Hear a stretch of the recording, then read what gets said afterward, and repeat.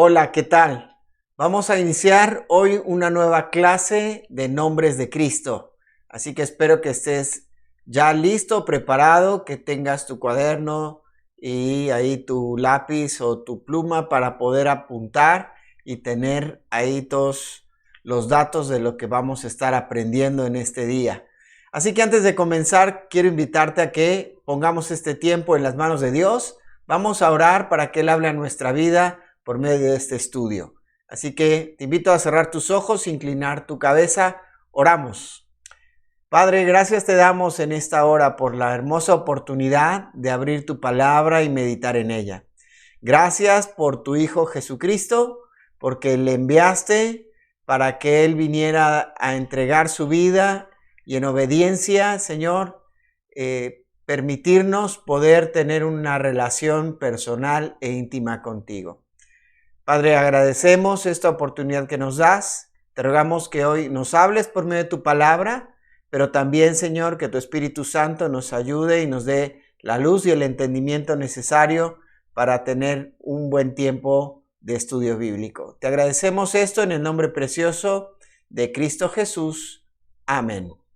Muy bien, entonces vamos a continuar con nuestro estudio de nombres de Cristo y en esta ocasión vamos a ver un título más en relación a Jesús o a Cristo.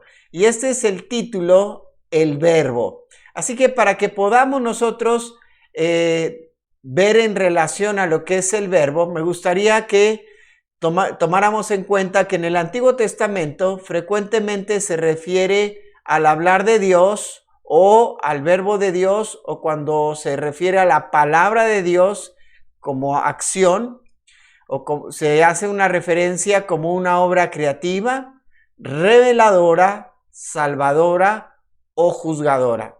En cada caso, el verbo de Dios es poderoso y se dirige hacia el actuar. Por ejemplo, vamos a ver ahora algunos textos donde vamos a ver de manera muy clara cuando se hace referencia a la palabra de Dios o al verbo de Dios en relación a lo que es una revelación o una manifestación de Dios, o también cómo se manifiesta en el aspecto creativo, o de una manera también de juicio, o aún en un aspecto de salvación, o traía sanidad también a la vida de las personas, la palabra, o confort también al corazón de la gente. Entonces vamos a ver los usos que en el Antiguo Testamento se le daban a la palabra de Dios, y esto nos va a ayudar como un contexto para llegar a entender mejor el título de el verbo que tiene Jesús. Entonces vamos a ver en primer lugar un texto que está en Génesis capítulo 1 y versículo 3 y dice: y dijo Dios, sea la luz, y fue la luz.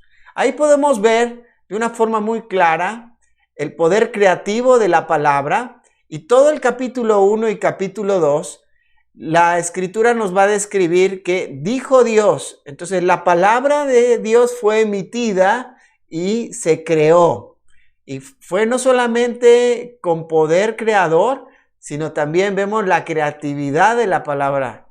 Entonces Dios emitía su palabra, y cuando Él emitía su palabra, veíamos la manifestación de la creación en cuanto a ahí cada una de las cosas. Cada uno de los días, dice ahí Génesis 1 y Génesis 2, y dijo Dios, y entonces se hizo. ¿Ok? Entonces vemos esto de una forma muy clara en este texto. Vamos a ver otro versículo. Ahí entonces en el Salmo capítulo 33 y versículo 6, dice: por la palabra de Jehová fueron hechos los cielos y todo el ejército de ellos por el espíritu de su boca. Vemos nuevamente ahí esta manifestación en cuanto al poder creador de la palabra de Dios, como por sus dichos, por su boca, Dios creó todo. Y también vemos ahí la participación del Espíritu Santo, dice el salmista, haciendo referencia a la creación de Dios. Vamos a ver un versículo más en relación a este tema, y dice ahí el Salmo 107 y versículo 20: envió su palabra y los sanó y los libró de su ruina. En este texto podemos ver entonces, ahora ya no tanto el poder creador o la palabra de una forma creativa, sino ahora lo vemos en un aspecto de salvación. ¿Sí? Vemos que el pueblo se encontraba en un momento complicado, difícil, y Dios ofrece por medio de su palabra sanidad, trae reposo también a la vida de las personas. Miremos un texto más en relación también a la palabra de Dios. Dice en el Salmo 119 y versículo 89, para siempre, oh Jehová, permanece tu palabra en los cielos. Este salmo es un salmo que está revelando la persona de Dios, está revelando la creación, no solamente el poder creativo, sino está revelando lo que Dios es a través de su creación. Decíamos, vemos ahí que Dios permanece, menciona el salmista, permanece tu palabra, vemos ahí que es inalterable, vemos la palabra o la escritura que entonces ahí revela parte del carácter de lo que Dios es. Nuevamente vamos a ver otro texto, también ahí en el Salmo 147, y vamos a ver lo que dice el versículo 15 y también lo que dice la última parte, o la primera parte más bien del versículo 18. Envía su palabra a la tierra, velozmente corre su palabra, enviará su palabra y los derretirá. Salmo 147, 15 y 18a. Ahí vemos cómo la palabra de Dios entonces ahora está relacionada a un juicio. Y dice que la palabra va a correr por todo lugar y llegará el momento donde menciona el salmista, los derretirá. Así que vimos diferentes aspectos en relación a la palabra, como algo creador, como algo que sana, algo que salva, algo que restaura. También lo vimos como una manifestación reveladora de la persona de Dios, del carácter de Dios. Y por último hemos visto un versículo que nos habla de la palabra de Dios como algo que trae juicio también. Así que cerrando este concepto, vamos a mirar ahí que la palabra de Dios es a menudo personificada como un instrumento para la ejecución de la voluntad de Dios. Entonces, la palabra de Dios va a ejecutar, es un instrumento que ejecuta la voluntad de Dios. Recordamos Génesis capítulo 1, y Dios dijo, y entonces se hizo. La palabra como un instrumento que ejecuta la voluntad de Dios. Entendiendo entonces todo este contexto, llegamos hasta Juan capítulo 1 y versículo 1, donde encontramos este título principalmente en la Reina Valera, versión 1960. Comenzando el texto dice de la siguiente manera: en el principio era el Verbo, y el Verbo era con Dios, y el Verbo era Dios. Vamos a parafrasear este versículo y vamos a mirar ahí de alguna manera para poderlo entender mejor. Dice, quien habló y fue hecho, quien en la primera creación habló y creó todas las cosas de la nada, quien era desde el principio con Dios el Padre y era Dios mismo, y por quien todas las cosas fueron creadas. Esa es una pequeña paráfrasis o una paráfrasis en relación a Juan capítulo 1 y versículo 1. Ahí el apóstol Juan se refiere al Señor Jesucristo como el Verbo. Pero ¿cuál es la palabra que utiliza el apóstol Juan en ese versículo 1? El verbo es del griego logos. Esta palabra aparece 330 ocasiones en el Nuevo Testamento. Sin embargo, no siempre hace alusión a la persona de Jesucristo. Ahí lo traduce como el verbo y hace alusión a Jesús, pero en las 330 veces que aparece en el Nuevo Testamento, pues por ejemplo, en un momento cuando Pablo está desafiando a Timoteo a que realmente se concentre en la predicación de la palabra, que se concentre en la predicación del evangelio, que se ocupe de la palabra de Dios. le hacen todo un contexto que no haga caso a vanas palabrerías. Y ahí también se utiliza, ¿ves? La palabra logos. Y esa palabra, entonces, no siempre que aparece en el Nuevo Testamento es traducida como el verbo o en relación a Jesucristo. También esta palabra logos se traduce como palabra o la palabra. El mensaje también es como puede llegar a traducirse esta palabra. Sin embargo, Juan, o en nuestra versión Reina Valera 1960, lo encontramos como el verbo. Y vamos a ver entonces un poquito más acerca de este concepto. ¿Por qué Juan lo llama verbo? ¿Cuál es la razón por la cual él lo llama el verbo? La palabra que se piensa la llamamos concepto, por ser el producto primero e inmediato de lo que concebimos mentalmente. Entonces, si a nuestros pensamientos nosotros los exteriorizamos, se produce una palabra. O sea que la palabra que hablamos es la exteriorización de lo que pensamos. Lucas en el capítulo 6 y versículo 45 nos dice que de la abundancia del corazón habla la boca. Entonces, cuando nosotros tenemos un pensamiento o viene un pensamiento a nuestra mente, formamos un concepto, pero una vez que nosotros lo expresamos o sale de nuestra boca, se convierte en una palabra. Por eso menciona ahí Lucas que de la abundancia del corazón habla la boca. Se exterioriza el concepto o el pensamiento que nosotros tenemos en nuestra mente o en nuestro corazón. Ahí nos explica Lucas que en el corazón es donde se encuentran no solamente los sentimientos o las emociones, sino también se concentra el pensamiento y de donde salen los deseos también y donde nacen las acciones de nuestra vida. Entonces vamos a concluir en este momento o vamos a cerrar este concepto. ¿Por qué Juan llama a Jesús el verbo? Bueno, es porque este título nos deja claro que Jesús es la expresión del pensamiento, de la mente y del corazón del Dios eterno. Entonces, este es un gran título en relación a la persona del Señor Jesucristo, porque aquí nos está explicando Juan que Jesús es la expresión de Dios, de lo que Dios estaba pensando o lo que Dios tenía en mente, lo que Dios tenía en su corazón. Ahora Dios lo expresa a través de la persona de Jesucristo. Es la manifestación exterior de lo que había en el corazón de Dios.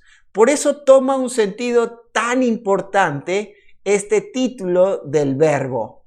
Sí, espero que para ti esté siendo importante entender este concepto, porque también, así como en el Antiguo Testamento y el pueblo de Israel tenían el concepto de la palabra de Dios como la manifestación de la acción creadora, de la acción salvadora, de la acción aún del juicio, entonces vemos cómo el Señor Jesucristo es la expresión misma, es la palabra ahora, la palabra encarnada de lo que Dios tenía en su corazón, en su mente.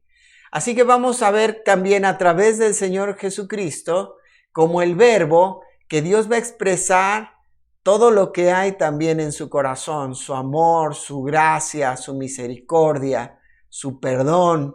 Y vamos a ver que en este capítulo 1 de Juan y a lo largo del Evangelio según San Juan, vamos a encontrar las características de Jesús, no solamente como el verbo, sino sus características como el Hijo de Dios. Así que te invito a que veamos algunos textos. Primero, vamos a ver en su carácter divino que Él es la segunda persona del Dios Trino. Ahí Juan capítulo 1 y versículo 1 nos dice de la siguiente manera. Dice, en el principio era el verbo y el verbo era con Dios y el verbo era Dios. Vemos entonces que el carácter divino, o en su carácter como la segunda persona de la Trinidad, a Jesucristo. Vamos a ver otro texto que nos menciona ahí en Juan capítulo 5, versículos 7 y 8. Juan capítulo 5, versos 7 y 8. Dice así: Señor, le respondió el enfermo, no tengo quien me meta en el estanque cuando se agita el agua, y entre tanto que yo voy, otro desciende antes que yo. Jesús le dijo, levántate, toma tu lecho y anda. ¿Te das cuenta cómo ahí la palabra, ahora también, como lo habíamos visto en Salmo, sana la enfermedad de una persona? Aquí Jesús dijo, emitió la palabra y la palabra obró de manera divina para sanar a este hombre, para sanar a esta persona que estaba pidiendo ayuda y estaba pidiendo por sanidad para su vida. Era un paralítico y ahora el Señor Jesucristo le está sanando a través de la palabra. Vamos a ver entonces otro versículo ahí mismo vamos a ver ahora otro versículo ahí mismo en Juan capítulo 1 y dice, vemos en el versículo 3, todas las cosas por Él fueron hechas y sin Él nada de lo que ha sido hecho fue hecho. Vemos ahí entonces el carácter divino de Jesús al ser el creador de todas las cosas. Alguien dijo que el Evangelio según San Juan es el Génesis del Nuevo Testamento, porque comienza de la misma manera que comienza el libro de Génesis. En el principio creó Dios los cielos y la tierra. Y aquí vemos cómo dice que en el principio era el Verbo y el Verbo era con Dios y el Verbo era Dios. Y después en el versículo 3 encontramos que Jesús hizo todas las cosas. Y recordamos en Génesis capítulo 1 cómo Dios dijo y se hizo. Entonces aquí en este versículo 3 vemos a Jesús como el creador de todas las cosas. Le vemos entonces ahí participando en la creación. Vemos qué importante es que Él sea la expresión misma del poder creador de Dios. Vamos a mirar entonces un texto más. Dice así el versículo 4, en Él estaba la vida y la vida era la luz de los hombres. Él se hizo carne y habitó entre nosotros, dice ahí el versículo 4. Vemos cómo Jesús ahora se revela. Recordamos que la palabra en el Antiguo Testamento entonces siempre estaba relacionada al tema de la creatividad o la creación, al tema de la sanidad, al tema, dijimos también, del juicio, pero sobre todo también en relación. Entonces vemos aquí en este versículo 4 cómo es que Jesús también ahora se está revelando en su carácter divino, habitando entre nosotros. Entonces vamos a continuar y vamos a avanzar en esta tarde viendo otros versículos también relacionados ahí en el versículo 4 en cuanto a lo que es la revelación. Dice ahí el versículo 4 que Él es la vida. No solamente Él es la vida, sino en Él estaba la vida. ¿Sí? Y Él también dice ahí el versículo 4 que Él es la luz de los hombres. Él alumbra para poder ver mejor. Y el versículo 14, fíjate lo que dice ahí.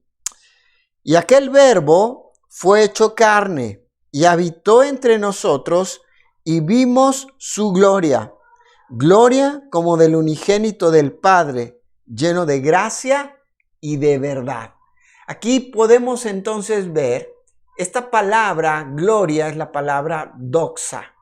Y esta palabra nos muestra o nos manifiesta la revelación de Dios, la manifestación de Dios. Y esto es algo hermoso que nosotros podemos ir dando sentido a nuestro pensamiento o a la información que estamos recibiendo, que a través de Jesucristo, dice, vimos la gloria como del unigénito del Padre. O sea, vimos la manifestación del único Hijo de Dios. Vimos la manifestación a través de la persona de Jesús, de Dios mismo, Él como el Verbo. Dice, y el Verbo se hizo carne y habitó entre nosotros y vimos su gloria como el unigénito del Padre. Vamos entonces a ver un texto más y vamos a ver lo que dice el versículo 18 para cerrar estos conceptos. A Dios nadie le vio jamás.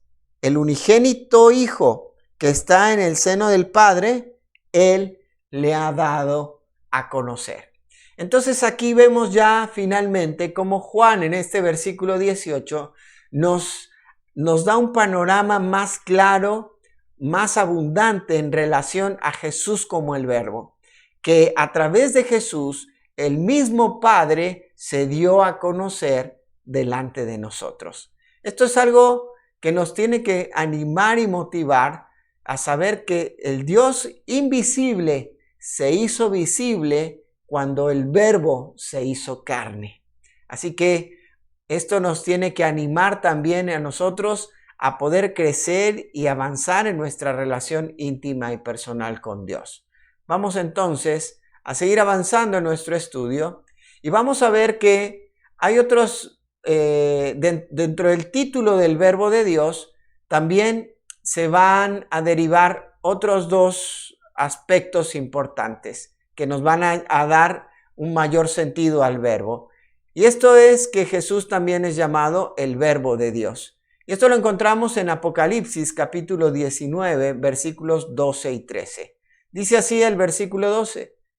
Sus ojos eran como llama de fuego y había en su cabeza muchas diademas y tenía un nombre escrito que ninguno conocía sino él mismo. Versículo 13. Estaba vestido de una ropa teñida en sangre y su nombre es el Verbo de Dios. Este es el nombre dado a Cristo que es desconocido por todos excepto por él mismo. Denota el misterio de su divina persona. ¿Sabes? Para muchas personas era un misterio. Muchas personas no alcanzaban a ver que en realidad Jesús era Dios mismo.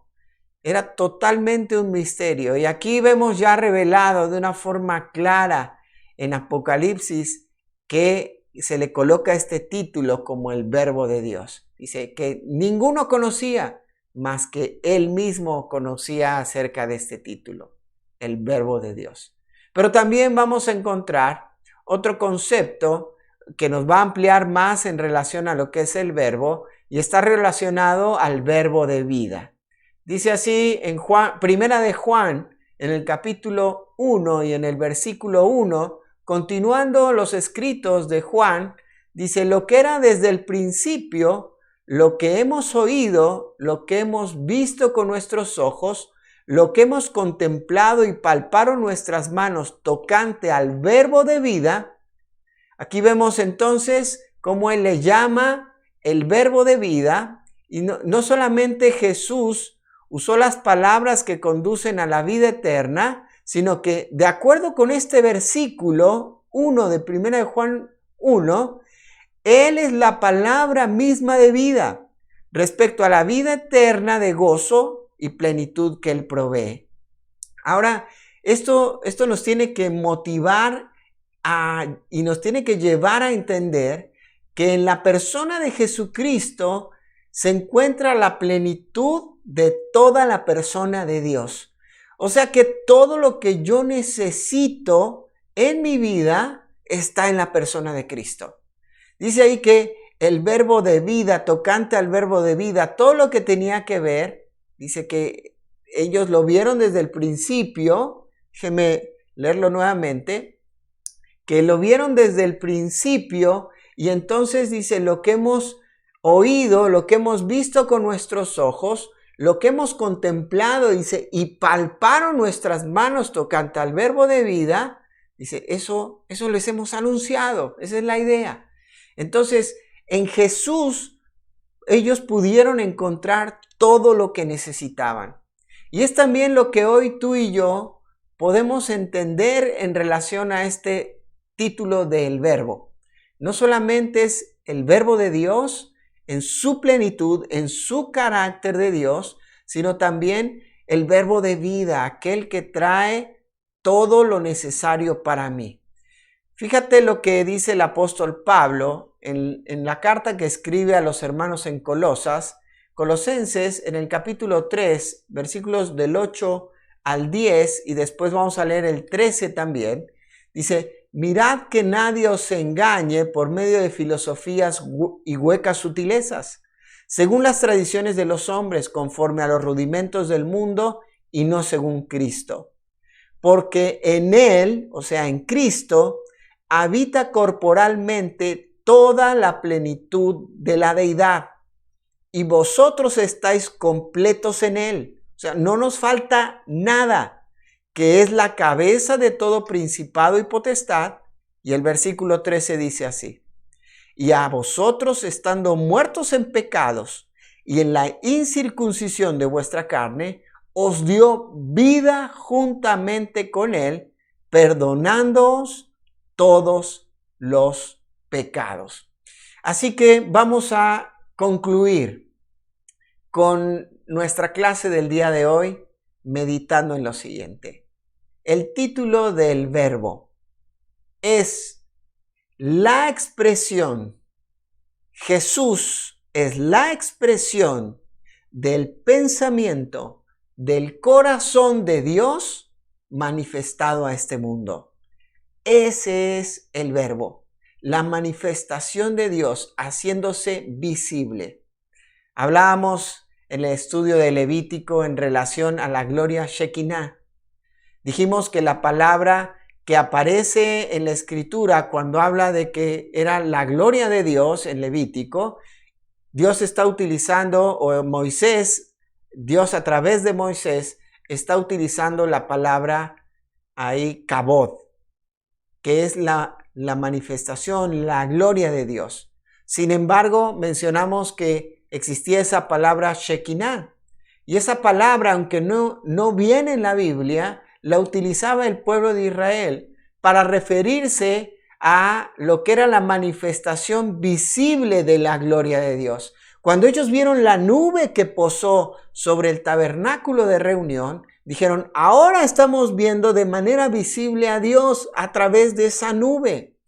Eso es la gloria Shekinah, la manifestación de Dios. Entonces, Jesús es la misma gloria Shekinah de Dios. Él es la manifestación de la persona de Dios, nos explica ahí el apóstol Juan. Él es el Verbo hecho carne. Él es la palabra encarnada. En Él está toda la plenitud de Dios. En Él habita toda la plenitud de Dios. Y esa misma plenitud puede llegar a tu vida hoy si tú clamas a Él. Esa misma plenitud puede darte todo el gozo necesario para tu vida.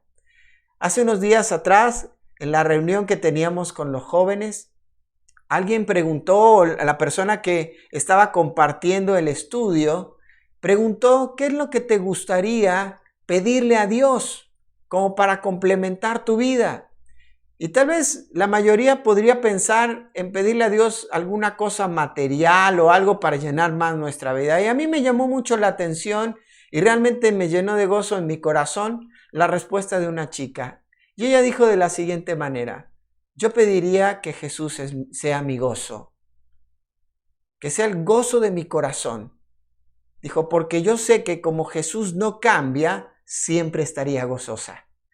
En Él habita toda la plenitud de Dios. Y sabes, si tú clamas a Jesús y tú lo haces a Él algo personal en tu vida y entiendes que Él es todo y en Él está todo y lo dejas que Él venga a tu vida, venga a tu corazón y te dé la vida eterna, no solamente perdonará tus pecados o te limpiará, sino que también Él traerá todo el gozo a tu vida. Ahora, me encantó el hecho de pensar que Él es el verbo de Dios, porque en Él habita toda la plenitud de Dios, pero que también Él es el verbo de vida.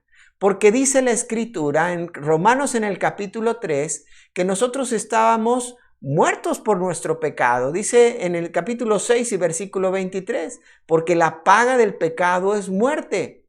Efesios capítulo 2 nos dice que antes estábamos muertos en nuestros delitos y pecados, pero ahora a través del verbo de vida podemos nosotros recibir esa vida eterna. ¿Se acuerdan lo que decía en Juan capítulo 1 en relación al verbo? No, voy a leer nuevamente el versículo 4. En Él estaba la vida y la vida era la luz de los hombres. Y también dice que dentro de su carácter divino, Él es la luz. Y dice el versículo 5, la luz en las tinieblas resplandece y las tinieblas no prevalecieron contra ella. Ahora, Jesús puede darte no solamente vida, sino puede también traer luz a tu vida en medio de un momento de oscuridad donde no alcanzas a ver la salida. Jesús es la misma salida a tu vida. Es la salida a cualquier problema, a cualquier situación, aún lo que estamos viviendo nosotros hoy en día. Y me dirás, bueno, pero ¿cómo voy a hacer para... ¿por qué me dices que Jesús es la solución a este problema de salud? Porque ya vimos que en su carácter Él tiene el poder para sanar. Pero cuidado, no tentemos a Dios, ¿verdad? Diciendo, bueno, no me pasa nada. Sí, Él sana, en Él está la sanidad. Vimos cómo sanó a ese hombre paralítico. Vimos cómo sanaba ahí en Salmo la palabra. Hoy la palabra también puede sanar tu vida. Pero tenemos que ser cuidadosos también. Ahora termino de la siguiente manera. Si Jesús no es todo en tu vida, no eres nada. Porque en Él habita toda la plenitud. Yo te invito a que hoy, si tú nunca le has pedido a Cristo que Él venga a tu vida, que Él te perdone, limpie tus pecados y te dé la vida eterna, puedas reconocerle como el verbo de Dios, como el verbo que da vida, como la luz que hoy te quiere sacar de las tinieblas y pedirle que Él venga a tu vida, que Él te limpie tus pecados y te dé una nueva vida, una vida eterna. Quiero invitarte a que tú ahí donde estás puedas invitar a Jesús a venir a tu vida y a ser tu Salvador personal. Pero también, tal vez si tú ya eres creyente y tú no estás disfrutando plenamente la vida, si tú sientes que hay algo que te falta, algo que todavía no está llenando tu corazón, es porque tal vez no estás dejando que el Señor gobierne completamente tu corazón. Porque tal vez ahí sigues manteniendo algún pecado, alguna raíz de amargura o alguna idea equivocada en tu mente en relación a Cristo. Y hoy es una buena oportunidad para entender que Jesús, el verbo de vida, el verbo de Dios, Él quiere gobernar tu corazón. Así que hoy puedes tú también decirle que ya le conoces. Jesús, basta ya de vivir mi vida como la quiero. De vivir mi vida como yo quiero o he planeado. Hoy quiero realmente disfrutar de esa plenitud que solamente tú me ofreces. Jesús, toma el control y el gobierno de mi corazón. Te lo pido esto, Señor. Vamos a terminar entonces con una oración. Bendito Padre Celestial, gracias por el tiempo que hemos tenido estudiando en relación a este título del Verbo. Gracias porque Jesús es la manifestación visible, aquel que cumplió con todas tus instrucciones, aquel que se manifestó haciéndose carne y manifestó tu gloria como la del unigénito del Padre. Señor, queremos ahora que Jesús sea el que tome el dominio y el control de nuestra vida, para que nosotros hoy, en obediencia a Él, podamos seguir manifestando tu gloria a este mundo que está en tinieblas, a este mundo que necesita una palabra de vida, que necesita una palabra de aliento, que necesita una palabra de ánimo, que ellos la puedan encontrar en Jesucristo. Gracias te damos en el nombre precioso de Cristo Jesús. Amén. Muy bien, muchas gracias por habernos acompañado en esta clase de nombres de Cristo. Dios te bendiga.